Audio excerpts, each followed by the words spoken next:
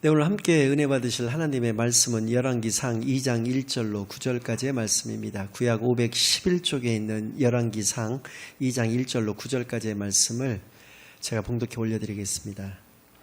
다윗이 죽을 날이 임박함에 그의 아들 솔로몬에게 명령하여 이르되 내가 이제 세상 모든 사람이 가는 길로 가게 되었노니 너는 힘써 대장부가 되고 내 하나님 여호와의 명령을 지켜 그 길로 행하여 그 법률과 계명과 율례와 증거를 모세의 율법에 기록된 대로 지키라. 그리하면 내가 무엇을 하든지 어디로 가든지 형통할지라. 여호와께서 내일에 대하여 말씀하시기를 만일 내 자손들이 그들의 길을 삼가 마음을 다하고 성품을 다하여 진실이 내 앞에서 행하면 이스라엘 왕위에 오를 사람이 내게서 끊어지지 아니하리라 하신 말씀을 확실히 이루게 하시리라. 스루의 아들 요압이 내게 행한 일 곧 이스라엘 군대의 두 사령관 네레의 아들 아브넬과 에델의 아들 아마사에게 행한 일을 내가 알거니와 내가 그가 그들을 죽여 태평시대에 전쟁의 피를 흘리고 전쟁의 피를 자기의 허리에 띤 띠와 발에 신은 신에 묻혔으니 내 지혜대로 행하여 그의 백발이 평안히 스올에 내려가지 못하게 하라. 마땅히 길랏 바르실레의 아들들에게 은총을 베풀어 그들이 내 상에서 먹는 자 중에 참여하게 하라. 내가 내 형 압살롬의 낯을 피하여 도망할 때 그들이 내게 나왔느니라. 바울임 베냐민 사람 게라의 아들 시므이가 너와 함께 있나니 그는 내가 마하나임으로 갈 때 악독한 말로 나를 저주하였느니라. 그러나 그가 요단에 내려와서 나를 영접함으로 내가 여호와를 두고 맹세하여 이르기를 내가 칼로 너를 죽이지 아니하리라 하였노라.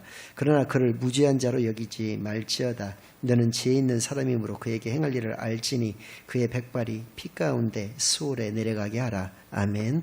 하나님 아버지 감사드립니다. 오늘도 거룩한 성일로 거룩한 교회로 거룩한 예배로 인도하여 주시는 은혜를 진정으로 감사드립니다. 지금 이 시간 아버지께서만 함께하여 주시어 아버지께서만 영광 받아주시는 은혜의 시간으로 인도하여 주시옵소서. 모든 것을 감사드리오며 예수 그리스도의 이름으로 기도드리옵나이다. 아멘. 네, 오늘은 하나님을 모르더니 열왕기상 그 첫 번째 시간으로 오늘 본문 말씀은 다윗의 유언이 나오고 있는데 이 다윗의 유언을 중심으로 해서 여러분들과 함께 은혜 나누는 시간을 갖도록 하겠습니다. 오늘부터 앞으로 6주간에 걸쳐서 열왕기 성경 말씀을 우리가 상고해 볼 터인데요. 오늘 첫 번째 시간인 관계로 열왕기 내용에 대해서 간략하게 한번 살펴보는 시간을 먼저 갖도록 하겠습니다. 열왕기의 구조는 크게 세 부분으로 되어 있습니다. 먼저 열왕기 1장부터 11장까지가 첫 번째 내용인데요. 솔로몬의 통일왕국 시대에 관련된 이야기입니다. 이스라엘에는 초대왕 사울의 시대가 있었고요. 두 번째 2대왕 다윗 왕의 시대가 있었습니다. 세 번째 솔로몬의 시대가 있었습니다. 이때는 이스라엘이 하나된 통일된 나라였었기 때문에 통일왕국 시대다 이렇게 일컬어지고 있고요. 솔로몬 사후에 그의 아들 르호보암이 왕위에 오를 무렵에 솔로몬 시대에 그 애굽으로 도망가 있었던 망명이라고 해도 될 것 같은데 망명하에 있었던 여로보암이라고 하는 사람이 와서 북쪽에 10개 이스라엘 지파를 결성을 해서 북이스라엘이라고 하는 나라를 세우고 거기서 왕으로 자리하게 되고요. 르호보암이 남쪽 유다 지역의 왕이 됩니다. 그래서 이때로부터 분열 왕국 시대가 시작이 되는 것이고요. 한 200여 년 정도 유지를 하다가 BC 722년에 아수르라는 나라에 의해서 북이스라엘이 멸망당하게 되고요. 그로부터 또 150년 정도가 지난 후인 BC 586년에 바벨론에 의해서 남유다마저도 멸망을 하게 되는 것입니다. 그래서 솔로몬에서부터 이 유다 멸망 때까지 이 400년의 기간 동안에 북이스라엘과 남유다 합쳐서 한 40여 명의 왕들이 등장을 하고 있고 또 12명의 선지자들이 등장을 하고 있는데 그들에 대한 기록이 열왕기의 내용이다라고 하는 것이죠. 그래서 제일 첫 번째 내용은 1장부터 11장까지 솔로몬의 통일왕국 시대의 이야기다라는 것이고요. 두 번째가 열왕기상 12장부터 열왕기하 17장까지가 아까 말씀드렸던 대로 이제 이스라엘이 두 개의 나라로 분리가 됩니다. 그래서 북이스라엘과 남유다의 왕들에 대한 이 열왕기라고 할 때 그 열자가 나열하다, 열거하다의 열자거든요. 그래서 여러 왕들에 대해서 열거한 그런 기록이다라고 하는 의미를 가지고 있는데, 그렇게 17장까지 열왕기 하 17장까지는 북이스라엘과 남쪽 유다 왕들에 대한 기록들이 기록되어져 있고요. 그다음에 열왕기 하 18장에서부터 마지막 25장까지는 이제 북이스라엘이 멸망한 이후기 때문에 남유다가 멸망할 때까지의 그 남유다의 왕들에 대한 기록이 나와 있습니다. 이렇게 크게 세 부분으로 나눌 수가 있고요. 저자는 크게 두 가지 설이 있습니다. 에레미야 선지자가 지었다는 설이 있고요. 또 하나는 한 사람의 선지자에 의해서 지어진 것이 아니라 여러 명의 선지자들에 의해서 공동 저술되어진 것이다 라는 설이 있습니다. 이 여러 명의 공동 저술가들은 흔히 신명기 학파라고 일컬어지는 선지자들이었는데, 신명기 학파라고 하는 것은 모든 어떤 역사적인 사실들 또 상황들에 대해서 신명기의 바탕을 두고 그것을 해석하는 것입니다. 즉 신명기에 나타난 하나님의 말씀을 바탕으로 해서 그러한 역사와 상황들에 대해서 어떤 문제들에 대해서 해석하는 것을 신명기 학파라고 하는데, 그 신명기 학파에 의해서 기록되어진 것이다라는 설이 있다라고 하는 것입니다. 두 가지가 모두 다 유력한 설인데, 누가 지었든지 간에 지어진 시기는 이스라엘이 모두 멸망한 이후라는 것입니다. 즉 바벨론 포로기 때 지어진 것이다라는 것이죠. 즉 멸망을 당할 수밖에 없었던 그 이유와 해법을 신명기적 시각에서 찾은 것이 바로 열왕기의 내용이다라는 것이고요.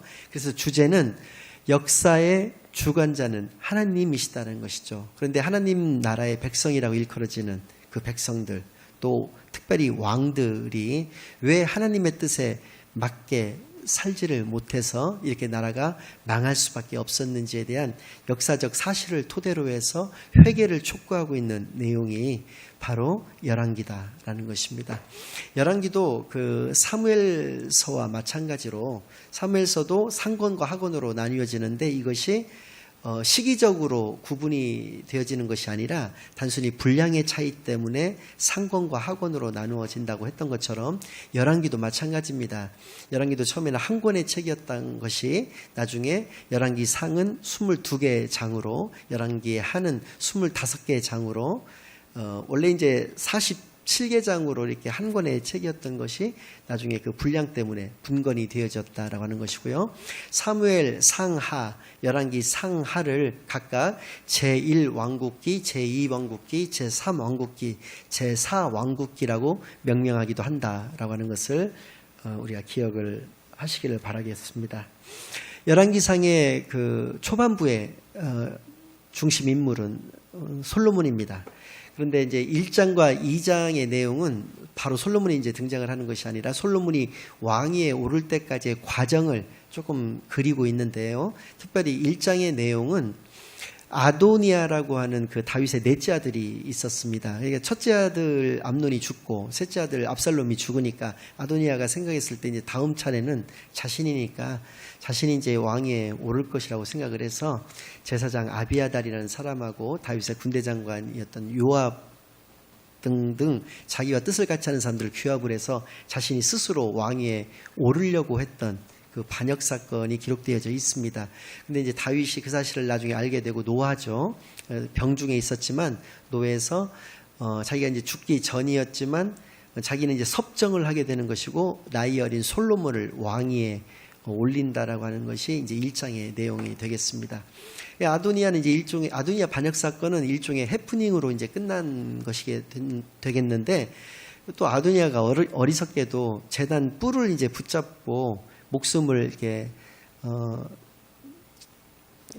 살릴 수 있게 되었는데, 그 후에 이제 나중에 다윗이 죽고 나서 다윗이 이제 죽기 전에 그 수냄 여자 아비삭이라고 하는 여인을 이렇게 취해서 그 자신이 이제 늙고 병들었기 때문에 자꾸 이제 체온이 떨어지니까 그 여자의 체온으로 편안한 잠자리를 이루기 위해서 그 여자를 하나 이렇게 불렀습니다. 근데 그 여자가 상당히 아름다웠는데 그 아비삭하고 다윗 사이에는 이제 부부 관계는 없었긴 했지만 이 아도니아가 이제 정신 차리고 이제 그 살았으면 좋았을 텐데 그 밧세바한테 찾아가서 이제 왕의 어머니니까 밧세바한테 찾아가서 자기한테 그 수냄 여자 아비삭을 달라고 그렇게 이야기를 했던 것입니다. 그러니까 이제 밧세바가 솔로몬 왕에게 가서 얘기를 하니까 솔로몬이 그때 이제 화가 나서 아도니아를 죽이고 말았던 것이죠.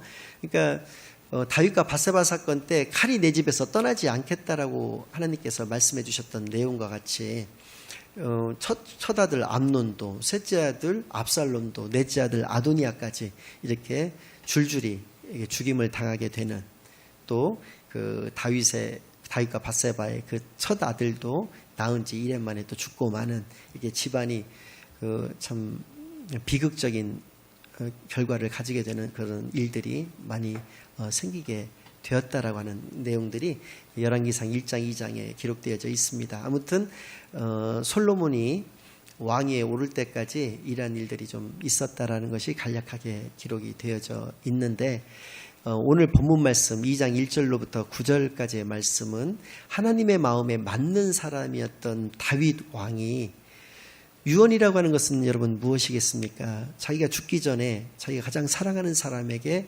자신이 가장 중요하다고 생각되는 말을 남기는 것이 유언이지 않겠습니까? 그래서 그 유언의 내용이 어떠한 것이었는가를 살펴봄으로 말미암아서 하나님의 뜻이 어떤 것이었는지를 알아보는 그런 시간을 갖도록 하겠습니다. 먼저 본문 1절부터 한 절 한 절 읽어가면서 말씀을 증거하도록 하겠습니다.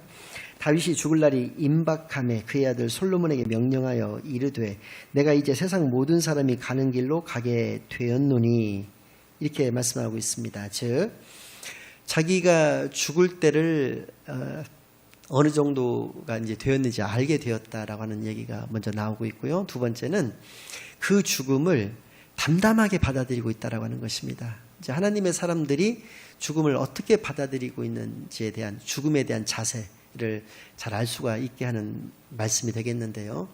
죽음이라고 하는 것은 세상 사람들은 미련도 많이 남을 수도 있겠고요. 죽기 싫어서 막 발버둥을 칠 수도 있을 것입니다. 그리고 뭔가 이렇게 원통하고 분하다는 식으로 받아들이거나 두려움으로 받아들이는 경우도 있을 수 있을 것입니다. 그러나 다윗은 그러지 않았다는 것이죠. 죽을 날이 곧 다가올 거라는 것도 알았고, 그 죽음을 세상 모든 사람이 가는 그 길로 나도 간다, 즉 담담하게 받아들이고 있다는 것을 우리가 알 수 있다는 것이죠. 하나님과 함께하는 시간이 가까워 온다라고 하는 것이죠. 이러한 신앙의 자세를 갖는 여러분이 되시기를 바라겠습니다. 그 다음에 이제 일성으로 하는 얘기가 바로 너는, 솔로몬이죠, 힘써 대장부가 되라라는 얘기를 하고 있다는 것입니다. 물론 유대의 전승에 따르면, 유대의 랍비들의 어떤 증언에 따르면 이때 솔로몬의 나이 12살 정도였다라고 얘기를 하고 있고, 실제로 다윗도 솔로몬을 어리고 그래서 미숙하다라고 표현하고 있는 장면들이 많이 나오고 있습니다. 12살은 좀 넘었다 하더라도 하여튼 만 20세는 안 된 소년이었던 것은 분명합니다. 그렇기 때문에 그러면 힘써 대장부가 되라고 했던 것이냐? 그것은 아니라고 하는 것이죠.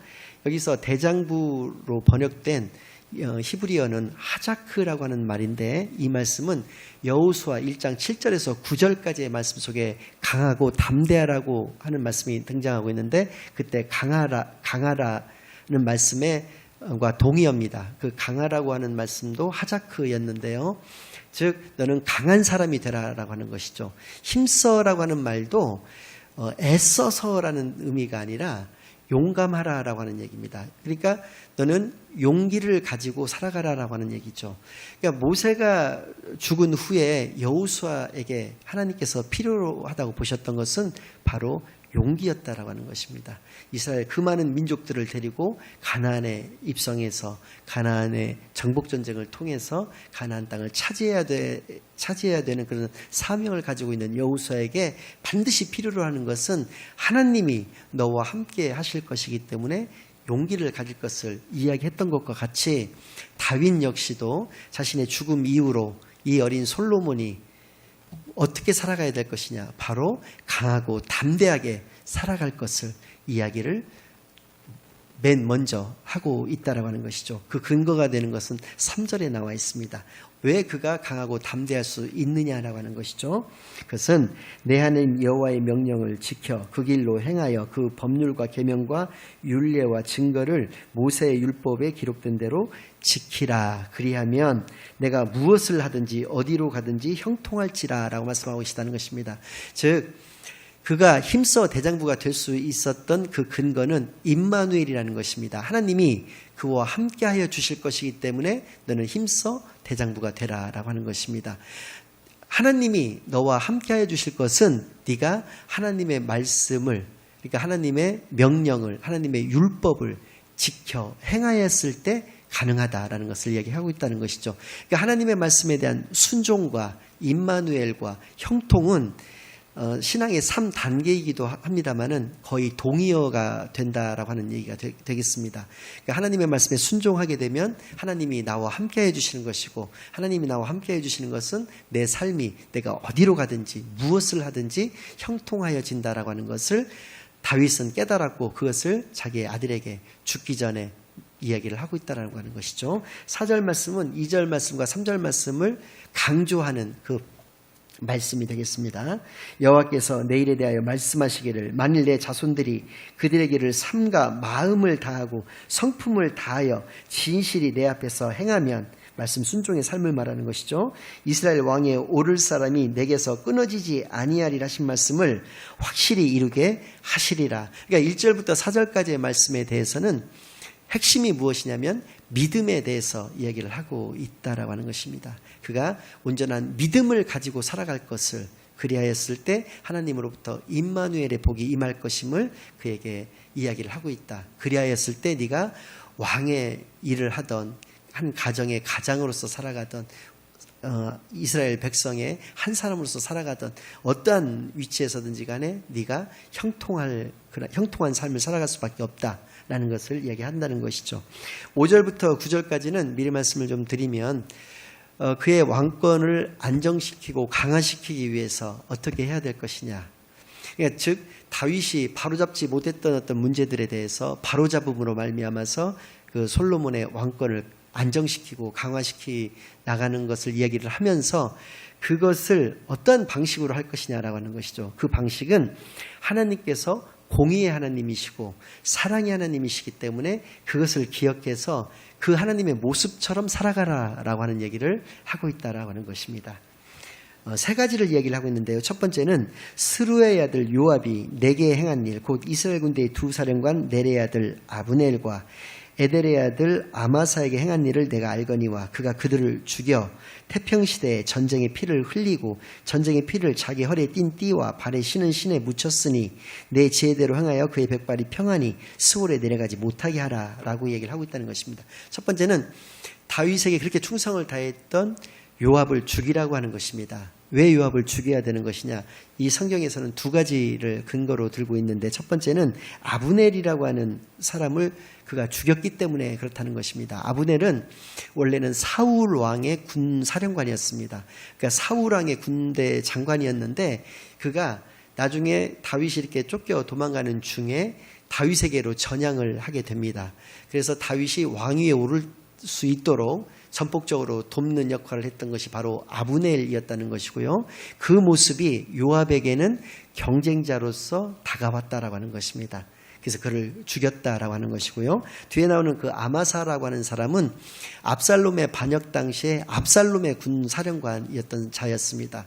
그 역시도 압살롬이 항상 한참 승승장구하고 있을 때 다윗에게로 전향을 해서 다윗이 다시 왕에 복직되어질 수 있도록 그렇게 물심양면으로 도왔던 사람이었기 때문에 요압 입장에서는 그 역시도 정적이었다는 것이죠. 경쟁자였다는 것이죠. 그래서 그를 죽였다는 것입니다.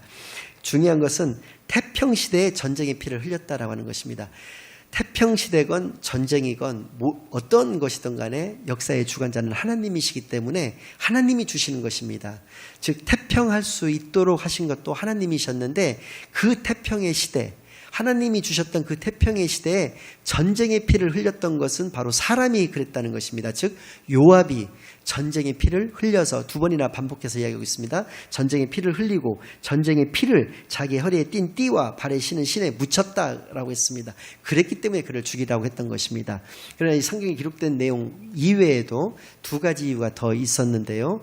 요압은 그 압살롬의 반역 당시에 마지막 그 전투가 벌어지기 직전에 다윗이 그 군대의 선봉장으로서 나가는 요압 장군에게 명령의 형식을 취했지만 내용적으로는 정말 간곡한 부탁을 하였습니다. 제발 압살롬만은 죽이지 말아달라고 부탁을 했었는데 요압 장군이 그 압살롬이 도망을 가다가 상수리나무, 그러니까 참나무라고도 일컬어지는데 그 상수리나무에 목이 이렇게 대롱대롱 매달렸다는 보고를 받고 그를 죽이려 가려고 하는 찰나에 그 부하장군이었던 사람이 그 다윗 왕께서 그를 죽이지는 말아달라고 했으니까 사로잡아 오자고 이렇게 얘기를 했더니 그 말까지도 무시하고, 그러니까 다윗 왕의 명령도 무시하고 그 상기시켜준 사람의 말도 무시하고 가가지고 창으로 심장을 찔러버렸다는 것이죠. 죽지 않았던 그 압살롬을 부하 10명을 시켜가지고 때려 패서 죽이게 만들었던 것이 바로 요압이었다는 것입니다. 그리고 오늘 1장에 나오는 아도니아의 반역 사건 당시에도 아도니아를 도와서 아도니아를 왕위에 오르게끔 하려고 했던 것도 바로 요압 장군이었다라고 하는 것이죠. 그러니까 이러한 일련의 어떤 모습들을 통해서 다윗이 일평생 그의 충성을 받고 생활하였지만 솔로몬은 그래서는 안 된다는 것, 즉 공의의 하나님의 모습, 그것을 기억하라고 하는 것이죠. 하나님께서는 반드시 공의를 행하시는 분이기 때문에 너 역시도 그러한 모습을 가짐으로 말미암아서 이 잘못되었던 모습들을 바로잡는 역할을 감당하라고 다윗은 얘기를 하고 있다라고 하는 것입니다. 그러니까 개인적인 복수를 해달라고 하는 것이 아니라 공의의 하나님이시기에 하나님을 대신해서 네가 그 일을 행하라고 얘기를 하고 있다라고 하는 것이죠. 7절 말씀에 그것을 증거하는 말씀이 나옵니다. 마땅히 길앗 바르실레의 아들들에게 은총을 베풀어 그들이 내 상에서 먹는 자 중에 참여하게 하라. 가족처럼 대하라는 것입니다. 내가 내 형 압살롬의 낯을 피하여 도망할 때 그들이 내게 나왔느니라.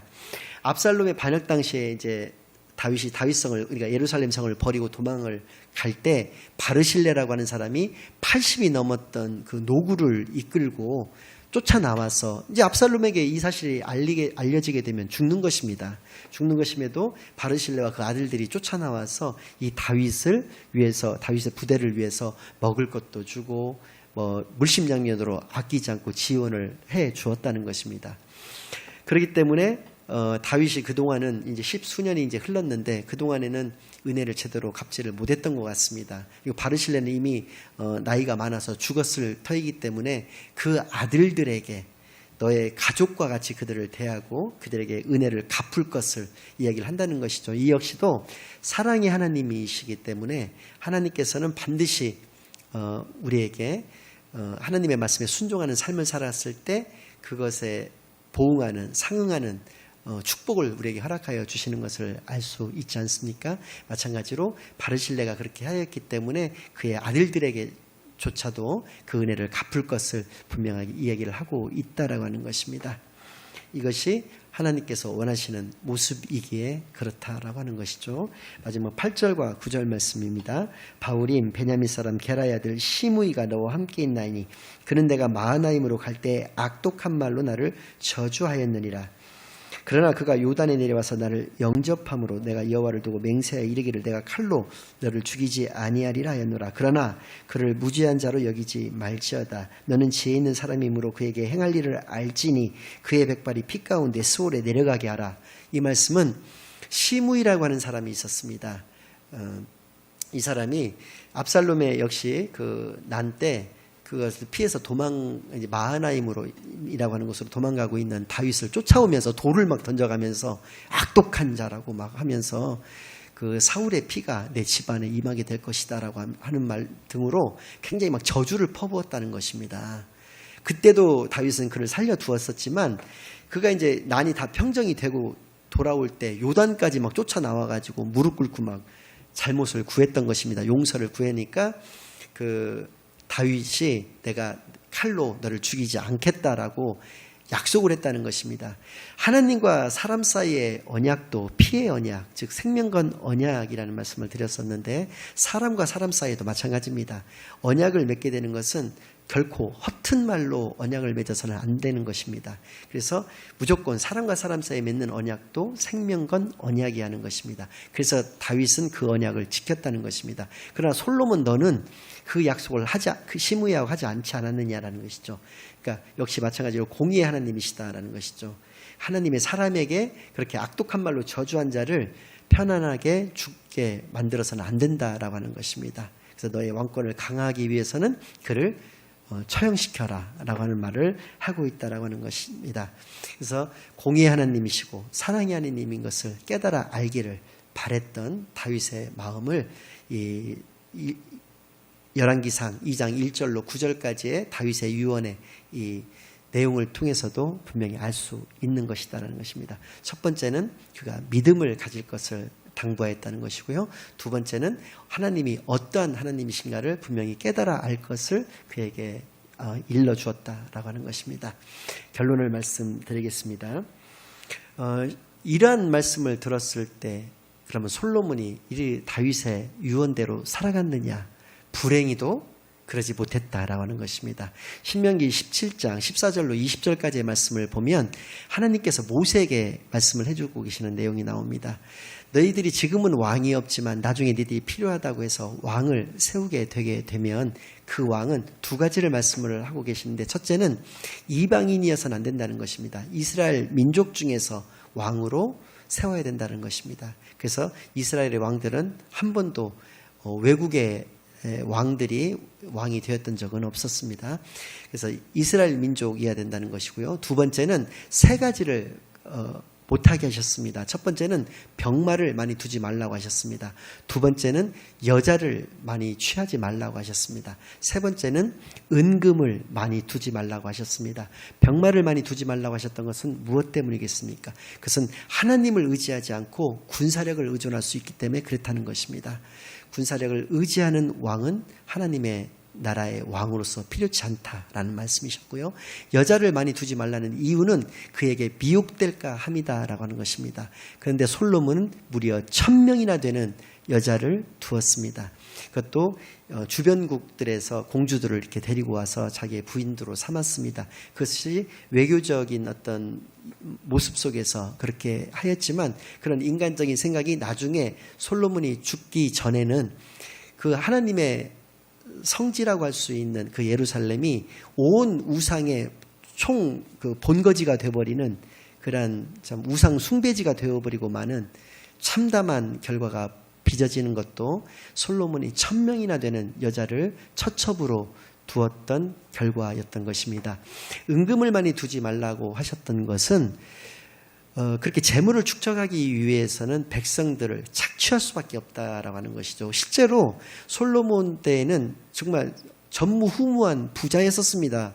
전무후무한 지혜의 왕이기도 했지만 전무후무한 부자였던 것은 그가 백성들로부터 많은 고역을 강요하였기 때문에 그렇고 그 고역을 감당하지 못해서 여로보암 같은 후에 그 반역을 일으켜서 혁명을 일으켜서 북이스라엘의 왕이 되었던 여로보암 같은 사람이 그 시절에 애굽으로 도망가게 돼서 그곳에서 솔로몬이 죽을 때까지 살게 되었다라고 하는 것입니다. 그럴 정도로 백성들을 착취하였던 것이 바로 솔로몬이었다라는 것입니다. 그래서 불행히도 다윗의 유언은 하나님의 뜻에 분명히 초점을 맞추고 있었지만 솔로몬은 하나님을 경외하는 데 있어서도 하나님의 말씀을 순종하는 데 있어서도 또 겸손한 데 있어서도 실패했던 것을 우리가 알 수 있다라고 하는 것입니다. 이렇듯 하나님의 말씀에 순종한다는 것, 그것은 하나님을 경외한다는 것이고 내가 겸손하다라고 하는 반증이다라고 하는 것을 또 우리가 알 수가 있습니다. 이러한 다윗의 유언이 여러분들의 유언이 되시기를 또 여러분이 솔로몬과 같이 그 다윗의 유언을 들었다라고 한다면 그 유언대로 살아가는 존귀한 하나님의 백성들이 다 되시기만을 예수 그리스도의 이름으로 간절히 축원드립니다. 아멘.